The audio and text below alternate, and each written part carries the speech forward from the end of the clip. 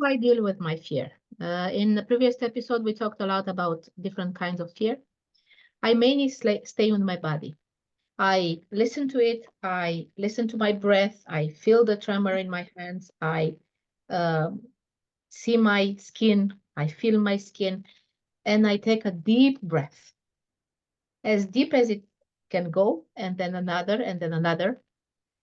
So I feel my body expanding. And when my body is expanding, the fear seems a little bit less, and the shaking starts to subside.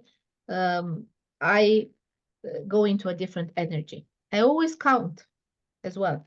So from 1 to 10 or to 15 or to 95, as long as it takes, so my mind can have something to do other than worry. Because the worry, the fear is a loop. So instead of feeding it, if I start counting, then my mind kind of relaxes. These are my main strategies when dealing with fear. And I also like to think fear is my friend. Instead of seeing it as the enemy, as something to fight, I take it into myself, I validate it, I say, I am afraid, and then do something with it. How about you, Adin?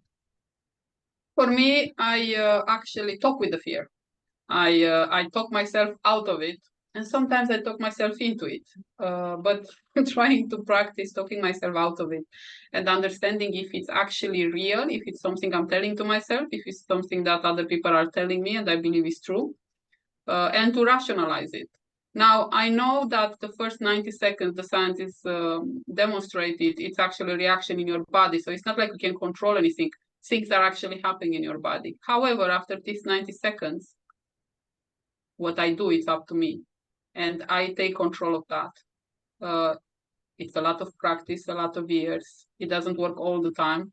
But most of the time, I manage to differentiate between is it dangerous, is it life-threatening, or is just a scenario that I'm making bigger and bigger and bigger and much more worse than actually is in reality. And that helps. Of course, there are a lot of other tools and energetic tools that you can work on. But in the moment, as Andrea said, fear is your friend. It's trying to tell you something. It's not. I don't think the fear is trying to scare me or to kill me or anything. I think it's trying to tell me something. But what it's trying to tell me, it's based also on a lot of other bad experiences that I had, and maybe it's not the same thing like now. So I have to have another approach to it and to befriend her and be aware of it and have a chat. I'm talking with my fear.